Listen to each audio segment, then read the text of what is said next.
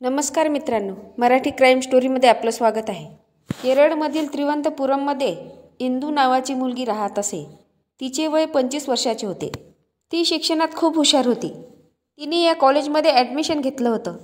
येथील कॉलेज तिच्यासाठी नवीनच होतं। त्याच इन्स्टिट्यूटमध्ये राहून तिने ट्युशन लावले आणि अभ्यास करत असे। ती आपल्याच अभ्यासात मग्न असायची। याच इन्स्टिट्यूटमध्ये तिची ओळख एका तरुणासोबत होते। त्याचे नाव सुभाष होते। तो वयाने इंदूपेक्षा थोडा मोठा होता। दोघांची ओळख पाळक झाली। एकाच कॉलेजमध्ये असल्यामुळे त्यांची चांगलीच ओळख झाली। आता इंदू पण शिक्षणाचे नोट्स किंवा कोणतीही मदत सुभाषला मागायची। सुभाष इंदूची मदत करायचा आणि हळूहळू दोघांच्या भेटीगाठी वाढल्या आणि या भेटीगाठीचे रूपांतर प्रेमात झाले। इंदू आणि सुभाष कॉलेजमध्ये नेहमी सोबतच असायचे। चांगला प्रियकर आणि चांगला मित्र असल्यामुळे इंदूला आनंद झाला। कॉलेजमध्ये सोबतच असल्यामुळे त्यांचे नेहमी भेट होत असे। सोबतच बाहेर फिरायचे। दोघांना चांगलं वाटायचं। यामुळे त्यांची चांगलीच जवळीक वाढली। दोघंही एकमेकावर खूप प्रेम करायला लागले।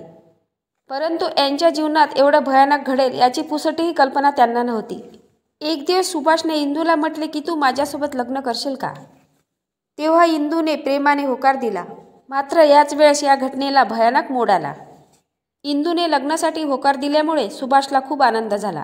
24 एप्रिल 2012ला सुभाष त्रिवंतपुरमच्या कोझिकोडकरता स्वतःचा आणि इंदूची 2 तिकिटे बुकिंग केली। कोझिकोड पोचल्यानंतर इंदूसोबत लग्न करायचं होतं। यासाठी सुभाषने पूर्ण तयारी केली होती आणि लग्नासाठी बुकिंग पण करून ठेवली होती। या गोष्टीची इंदूला अजिबात कल्पना नव्हती। सुभाषने ही गोष्ट इंदूला सांगितली नाही। त्याने ही गोष्ट सिक्रेट ठेवलं होतं। त्याला इंदूला लग्नाचं सरप्राईज द्यायचं होतं। याशिवाय सुभाषनं कोझिकोडवरून सिक्कीमची पण तिकीट बुक करून ठेवली होती, जेणेकरून लग्न करून हनीमून करता कोझिकोड येथे जायचं। परंतु ही गोष्ट त्याने इंदूकडून लपवून ठेवली होती। 24 एप्रिल 2012ला ज्या दिवशी सुभाष याने तिकीट बुकिंग करून ठेवली होती त्याच दिवशी संध्याकाळी इंदूचे आईवडील सुभाषच्या घरी येतात। इंदूचे आईवडील सुभाषला चांगल्या प्रकारे ओळखत होते। त्यांना माहीत होते हे दोघे चांगले बेस्ट फ्रेंड आहे। इंदूचे आईवडील अचानक सुभाषकडे आल्यामुळे सुभाषला थोडं आश्चर्य वाटलं।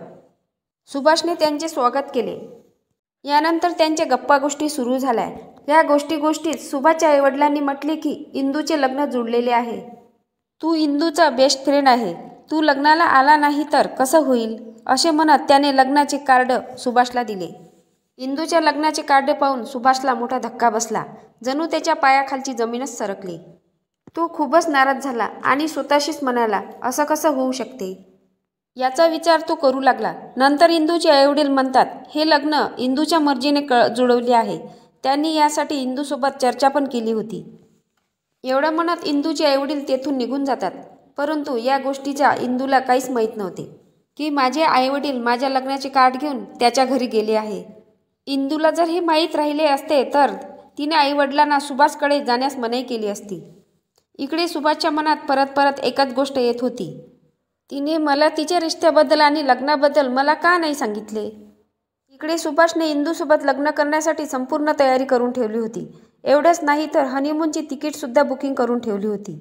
आता तो इंदूच्या लग्नाचा कार्ड हातात घेऊन उभा होता। त्याला खूप मोठा धक्का बसला। त्याच्या मनात इंदूविषयी राग निर्माण झाला। त्याला इंदूवर खूप राग येत होता। आपली प्रेयसी आपल्यासोबत एवढा मोठा धोका करेल याची त्याने कधी विचारही केला नव्हता। एवढी मोठी गोष्ट झाली तरीही इंदूने मला याबद्दल काहीच सांगितले नाही, तो विचार करू लागला।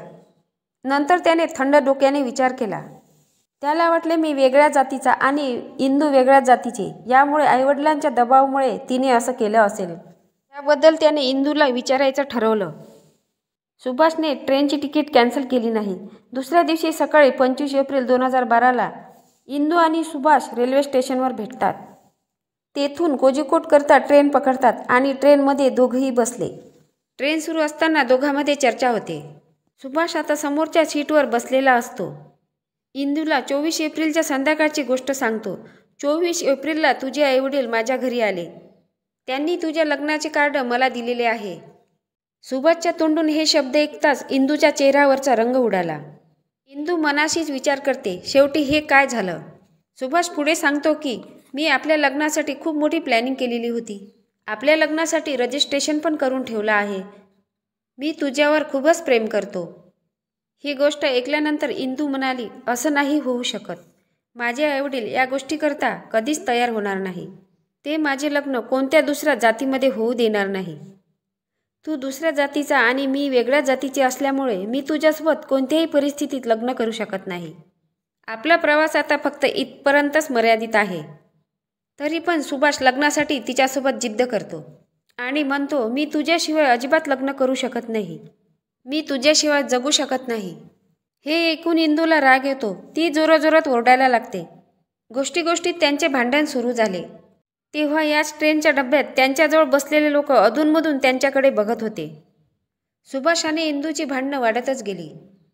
त्यांचे भांडणं ट्रेनमधील लोक ऐकत असल्यामुळे त्यांनी साईडमध्ये जाऊन सविस्तर बोलायचं ठरवलं. ते सीटवरून उठले आणि रेल्वेच्या डब्याच्या गेटजवळ आले. ट्रेनच्या गेटजवळ उभे असताना आजूबाजूला तिथे कोणी नव्हते. लग्नाविषयी तिथे पुन्हा बहस झाली. त्यांच्यात चर्चा झाली आणि गोष्टीत त्यांचे पुन्हा भांडण झाले. कारण सुभाष हा इंदूवर मनापासून प्रेम करायचा. त्याला इंदूसोबतच लग्न करायचं होतं. मात्र इंदू सुभाषसोबत खोटं बोलून दुसऱ्यासोबत लग्न करत होती. ती सुभाषसोबत लग्न करायला तयार नव्हती. तो लग्नासाठी तिला परत म्हणायचा. मात्र इंदू नाही म्हणत होती. याच गोष्टीचा सुभाषला खूप राग आला आणि त्याने जोरात तिला धक्का दिला. तेव्हा रात्रीचे 2 वाजलेले होते. ट्रेन पुलावरून जात होती. इंदूला जोरात धक्का दिल्यामुळे ती पुलाखाली जाऊन पाण्यात पडली. क्षणभराच्या रागाने सुभाषने एवढं मोठं भयानक कांड केलं होतं. 12 किलोमीटर समोर जाऊन तो ट्रेनमधून उतरला आणि घरी गेला. इकडे इंदूचे आईवडील इंदूला कॉल करत होते, परंतु इंदूचा मोबाईल स्विच ऑफ लागत होता. त्यांना इंदूच्या लग्नाचे काही रीतिरिवाज पूर्ण करायचे होते. यामुळे ते त्यांच्या मुलींना कॉल करत होते, परंतु तिचा मोबाईल स्विच ऑफ लागत होता.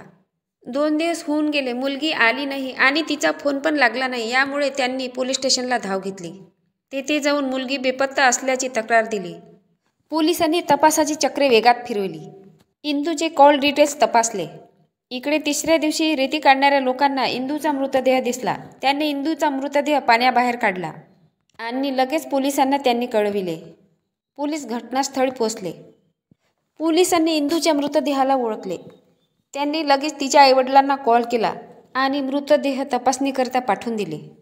पोलिसांनी अधिक तपास केला असता इंदू आणि सुभाष यांचे प्रेम होते असे माहीत पडले. त्यांनी सुभाषचे कॉल डिटेल्स तपासले. दोघांचे मोबाईलचे लोकेशन एकच ठिकाणी आढळले. पोलिसांनी लगेच सुभाषला ताब्यात घेतले आणि चौकशी सुरू केली. त्याने रडतच पूर्ण घटना पोलिसांसमोर उघड केली.